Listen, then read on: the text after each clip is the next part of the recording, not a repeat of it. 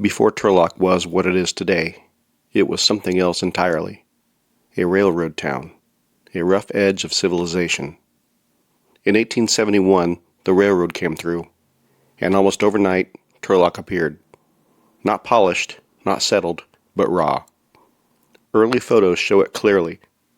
Wooden storefronts, dirt streets, men leaning back in chairs, watching the road, watching each other. Turlock historian Scott Atherton described Turlock in 1885 like this. There were a dozen saloons for a population of just 150 people. Every door on Front Street led into a saloon. Turlock was a town where arguments were common, where reputations mattered, and where things could turn violent fast. Good evening and welcome to another episode of Turlock Unburied. I'm your host, Scott Weimer. This podcast explores Turlock's shadow, the murders that were never solved, the scandals that faded from memory, the haunted houses, the ghost stories, and the strange little details that don't show up in history books, but never really go away. We're going to have fun talking in detail about the dark edges of town, from the very beginnings to the current days. January 25th, 1885. A Saturday night inside a Turlock saloon run by Pete Nolan. That night, a man named Tim Dailey walked in. He already had a reputation. Newspapers called him a bad man, someone rarely in town without a quarrel or a fight. He was drinking, he was loud, he was aggressive. At one point, he reportedly said, "I will clean out this place." Nolan tried to calm him down, told him there would be no trouble in his saloon. For a moment, it worked. Dailey left, but only for a few minutes. When he came back, he was different, angrier. Witnesses said his hand was in his pocket. He shouted at Nolan again, a threat, an insult, and then made a movement as if to draw a weapon. That's when Nolan reacted. From behind the bar, he pulled a pistol and fired 3 times.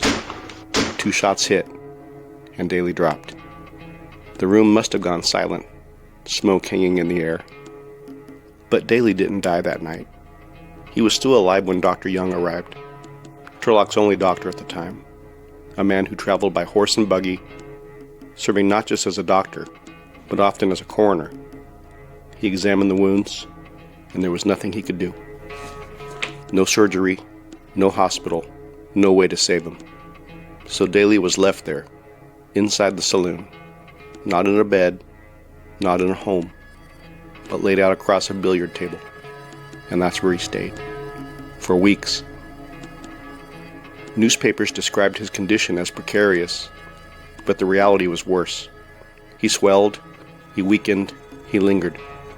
Dr. Young could only try to keep him comfortable, but there was little comfort to be found.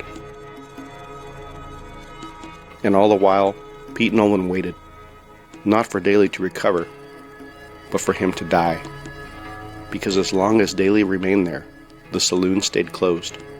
At one point, Nolan reportedly made his frustration clear, saying he wished, and I quote, that the SOB would die so he could reopen his business.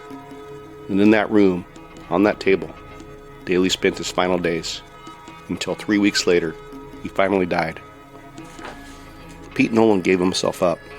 He was arrested and put on trial for murder. But the story the jury heard was one of self-defense. A known troublemaker, a threat, a man reaching into his pocket. And the verdict came back, not guilty. The reaction was immediate. Applause, cheers. A courtroom so loud the judge had to restore order. Pete Nolan walked free, and in that moment, justified.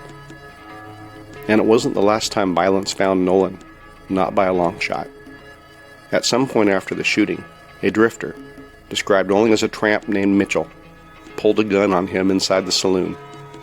Mitchell fired and missed. This time Nolan was the one that walked away. Mitchell was later arrested and sentenced, 8 years behind bars. Even when Nolan wasn't the one pulling the trigger, trouble seemed to follow him. Eventually, Nolan went insolvent and lost the bar. In 1892, he moved to Grayson, and Pete Nolan was still in the same world, still in saloons, still around trouble. He was caught up in another fight. This time a man named B. Ducker tried to kill him with a knife in a disagreement over a hotel business deal. By 1904, he was living in Westley. And once again, it started in a bar. This time, the man's name was Dan Harley, younger, a railroad worker. He had been drinking. There were arguments earlier in the night, but nothing unusual for a place like that. Harley left, went back to his room. It should have ended there, but it didn't. Later that evening, as Harley returned toward the barroom, Pete Nolan came through a rear door, holding a shotgun. Without a word, he raised it and fired. The blast hit Harley in the face and the neck. He died almost instantly. No weapon was found on him, not even a knife. His hands were still in his pockets. Nolan once again claimed self-defense, said that he feared for his life. But this time, it didn't hold. Witnesses described no immediate threat, no weapon, no confrontation in the moment. The jury returned with a different verdict: guilty of manslaughter. For the first time, Pete Nolan didn't walk free. He was sentenced to 10 years and sent to San Quentin. By then, he was an old man, nearly 70, a lifetime spent in saloons, in arguments, in moments that turned violent. In 1906, Pete Nolan died in prison. It's easy to romanticize towns like early Turlock. The wooden buildings, the saloons, the Old West feel. But stories like this remind us what the world really was. A place where violence could be justified until it wasn't. Where a man could be cheered in one courtroom and sentenced in another. And that's where the difference between hero and killer could come down to a single moment behind a bar on a Saturday night.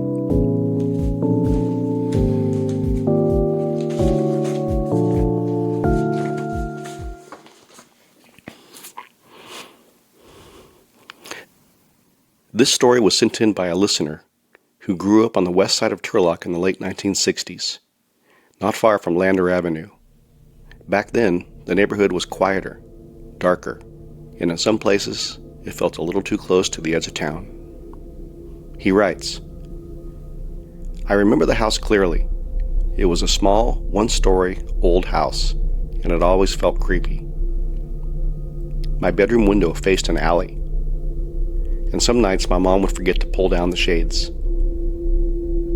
Across the alley there was a single street light that shone down onto an old barn-like structure. One night I couldn't sleep, so I did what I always did. I stared out the window. Part of the view was blocked by a large bush, or maybe a small tree. I couldn't quite tell. Just a mass of branches and leaves silhouetted against that weak street light. At first, it looked like nothing. Just shapes, shadows. But the longer I stared, the more something felt off. The branches didn't look random anymore. They looked arranged, like features. A curve where a cheek should be, a darker hollow where an eye might sit. And then I realized what I was looking at. A face, blended into the branches, watching me. I tried to convince myself that it wasn't real. Just the light, just my imagination. A kid staring too long into the dark. But the longer I looked, the clearer it became. And there was no mistaking it now. A scary face staring at me. Unmoving, 6 inches from the window. I thought hard about it. It must be a trick of my eyes. And then, it blinked. Not a trick of the light, not shifting shadows. It blinked. Like a lot of kids would do, I pulled the covers over my head, completely, and I stayed absolutely still, holding my breath, waiting, hoping that whatever was out there would go away. I don't know how long I stayed like that, maybe minutes, maybe hours, but eventually, something else broke the silence. The doorbell rang, or at least I thought it did. I pulled the covers down just enough to look out the window again. The face was gone. I got out of bed and moved quietly down the hallway. And when I reached the living room, I saw my dad standing by the front door, holding a gun. My dad kept calling out, "Who's there?" And from the other side of the door, there was a sound. Not words, just a low, repeated grunt. Huh. Huh. Huh. Over and over again. Something trying to respond, but not quite forming language. I don't remember if the door was ever opened. Only the feeling of something being right there on the other side. And that's all I can remember about that night. But the next morning my father went outside, and that's when he found it. Scorch marks on the detached garage door, blackened wood, burn patterns. Someone had tried to light it on fire. The garage sat about 20 feet from my bedroom window, facing the same alley, the same streetlight, the same place where, just hours earlier, something had been watching me. He called the police, and an investigation confirmed it, an attempted arson. But no one was ever found, no suspects, no explanation. And no one could ever say who or what had been standing outside the house that night, watching, blinking, and then trying to burn it down. My shades always stayed down after that.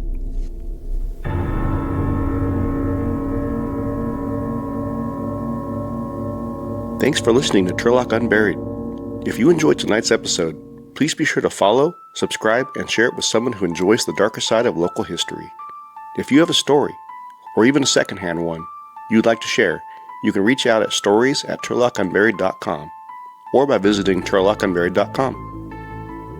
For additional information, photos, and original sources related to tonight's stories, visit turlockunburied.com. And special thanks to Scott Atherton and Kristen Santos for their assistance with the Nolan research.